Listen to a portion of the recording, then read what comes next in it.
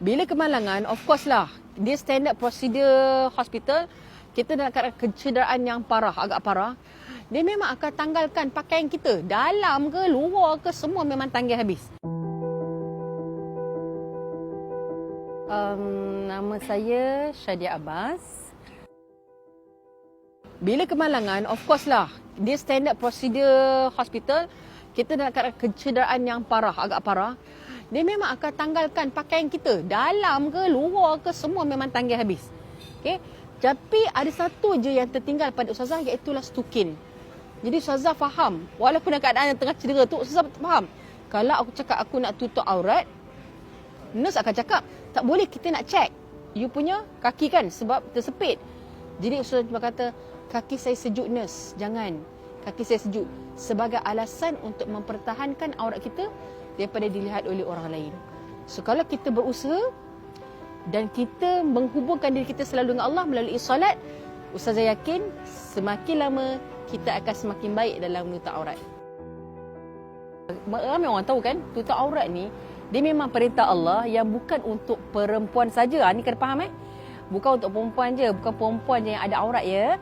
Lelaki pun sama ada auratnya. Maknanya orang lelaki walaupun dia tak payah pakai tudung, tapi dia kena jaga aurat dia.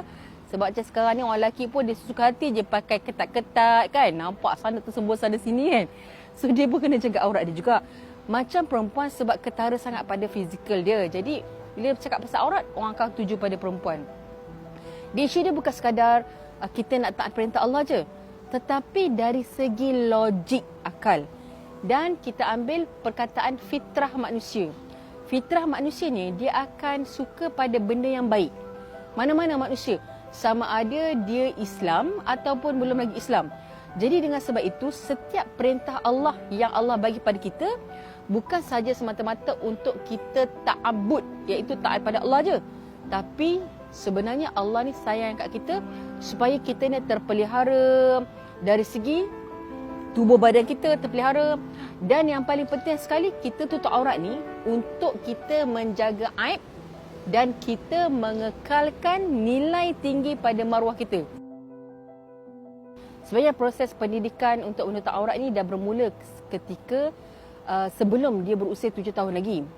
Okay, bagi lelaki dan perempuan. Sebab ni berdasarkan kepada hadis Nabi.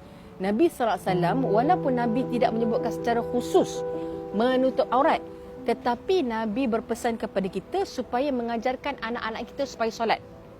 Untuk kanak-kanak perempuan, khasnya, makna kata dia faham. Bila dia nak solat, dia kena tutup aurat. Jadi dia akan boleh tengok, oh mama ni walaupun mama tak pakai telekung, contohlah Ustazah sendiri, Ustazah bila Ustazah keluar rumah, Ustazah akan pastikan pakaian Ustazah ni ready for solat. So bila anak Ustazah tengok, oh maknanya kalau kata kita ni keluar rumah, kita ni bukan sekadar berpakaian untuk cantik, tapi ready for solat.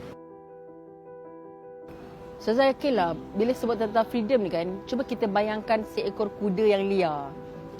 Kuda yang liar ni, at the end dia akan, kalau kata manusia jumpa kuda liar ni, perkara pertama yang manusia akan buat adalah berusaha untuk menjinakkan kuda yang liar kan. Sebab dia tahu, bila dia menjinakkan kuda yang liar ni, dia akan dapat manfaat daripada kuda yang tadi. Macam tu juga yang kita. Bila hati kita ini liar, liar tu bermaksud kita tak nak ikut apa yang Allah tetapkan. Kita rasa apa yang Allah buat tu menyekat kebebasan kita. Kalau kita berterusan seperti itu, kita akan jadi lagi buruk daripada kuda liar tadi.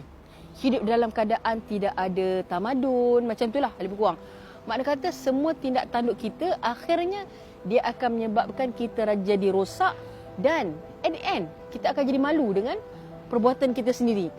So bila kita nak menutup aurat ataupun apa saja, soal kebebasan tu sebenarnya semakin kita taat pada Allah, semakin kita bebas. Dan yang paling istimewa, orang beriman bila taat pada Allah, dia bukan sahaja bebas di dunia, bahkan bebas daripada api neraka Allah SWT. Pada Ustazah, bila kita menjadi diri sendiri tu bermaksud kita kenal diri kita dan kita tahu apa kita buat. Macam itulah kan lebih kurang. Daripada aku pakai tudung, aku berpura-pura, baik aku jadi diri aku sendiri contohnya. So kalau macam tu, dia tahu diri sendiri, dia kena tahu apa sepatutnya yang dibuat, bukan pada diri dia. Maksud Ustazah, Kau dah sebagai seorang, contohlah aku sebagai seorang Muslim kan. Kau ni siapa? Kita kena tanya diri kita. Kenapa aku buat macam ni? Aku nak jadi diri sendiri. Diri sendiri ni siapa punya? Aku punyalah. Ya ke kau punya? Tak. Aku punyalah ni. Betul ke? Siapa yang punya ni? Allah punya. So kalau Allah punya, kena dengar cakap siapa? Kena dengar cakap Allah lah. Allah suruh buat apa? Allah suruh tutup aurat. Tapi aku tak mampu ya Allah. Jadi bila kita tak mampu, Allah Subhanahu Wa Taala pandang ketidakmampuan kita, kita kena usaha. Usaha macam mana? Nak kena paksa ke dia sendiri, Ustazah? Ya. Paksa tu bermaksud kita melatih diri kita. Mula-mula slow-slow dulu. Pakai selekup kurang-kurang. Kan? Ambil kain ke apa ke, selekup.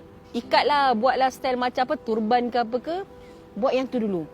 Perlahan-lahan. Dan yang paling penting sekali, jangan tinggal solat.